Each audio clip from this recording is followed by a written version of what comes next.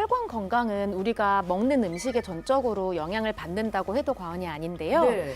우리가 어떤 음식을 먹느냐에 따라서 심뇌혈관 질환을 예방하고 관리하는 데 도움을 줄 수도 있고 반대로 혈관 건강을 악화시켜서 심뇌혈관 질환을 부추길 수도 있습니다. 네. 근데 오금순 씨도 그렇지만 앞서 뵀던 송경희 씨도 보면 식단을 이제 건강식으로 굉장히 신경 써서 하시는데 저도 혈관 건강 챙기려면 불포화 지방산 뭐 이런 거 많이 먹어야 된다 이런 말씀을 많이 들었거든요. 근데 두 분은 불포화 지방산도 잘 챙겨 드시는 것 같던데요? 이 두 분의 식단이 네. 건강해 보이셨나요? 뭐 저는 괜찮아 보이던데 잘못됐나요? 네, 저희가 봤을 때는 문제 있는 식단으로 보였습니다. 그래요? 네. 뭐가 잘못됐나요, 선생님? 대부분 불포화 지방산은 좋고 포화 지방산은 나쁘다고 생각하지만 사실 가장 중요한 것은 이 오메가3와 네. 오메가6의 균형입니다. 두 분이 먹는 음식들을 보니까요, 이 오메가6를 위주로 챙겨 드시더라고요. 네. 아니 오메가3, 오메가6.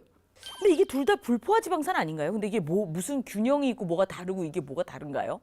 네, 이제 똑같은 이제 지방산이기는 한데요. 네. 세계보건기구에서는 오메가3와 오메가6를 1대4 비율로 섭취하는 게 이상적이라고 권장하고 있어요. 네. 그러나 현대인들은 식습관 문제로 1대20 비율로 섭취를 하고 있다고 합니다. 오메가6를 과도하게 먹고 있다는 거죠. 이렇게 지방산의 균형이 깨지면 우리 건강에 나쁜 영향을 미칠 수 있습니다. 아니 그럼 우리 몸에는 어떤 문제가 생기게 되나요? 네, 이 오메가3랑 네. 오메가6는 모두 우리 몸의 세포막을 만드는 중요한 재료입니다. 네. 우리가 집을 지을 때 어떤 벽돌을 사용하냐에 따라 이 집의 기능이 달라지잖아요. 네. 세포막도 어떤 지방산이 많으냐에 따라서 이 세포의 기능이 달라지게 됩니다. 근데 선생님 굉장히 심각하게 말씀하시지만 뭐 그렇게 다르다고 이게 3고 6라서 뭐 기능이 다르고 저는 좀 웃긴데요? 네. 진짜 그래요? 다릅니다.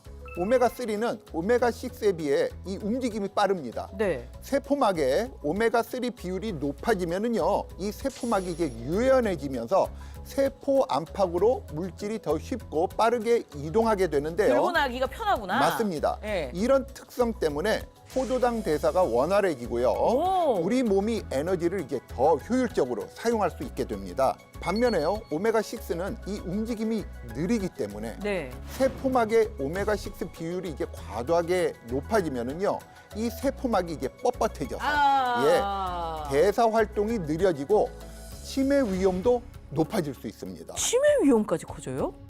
네, 우리 뇌는 신체 기관 중에서 지질 함량이 가장 높은 조직 중 하나입니다. 특히 뇌세포는 빠르게 정보를 처리해야 하기 때문에 신체의 어떤 세포보다 더 많은 오메가3로 둘러싸여 있죠.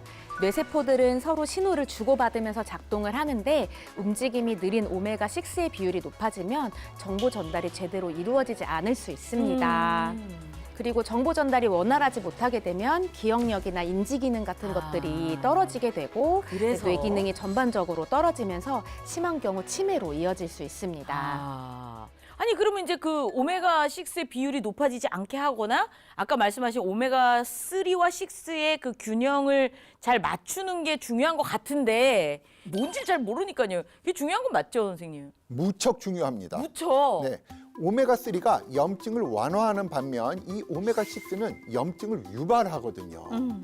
이 염증은 혈관벽에 상처를 내고 혈액 속에 떠돌아다니는 지방을 끌어당겨 이 혈관에 지방이 더 빨리 쌓이게 만듭니다. 이렇게 쌓인 지방을 우리 몸은 이물질이라고 인식하고요. 그래서 대식세포를 보내 이 지방을 먹어치우게 합니다. 네. 그런데 이 대식세포가 지방을 너무 많이 먹다 보면 결국엔 거품처럼 부풀어 오르다가 터지게 됩니다.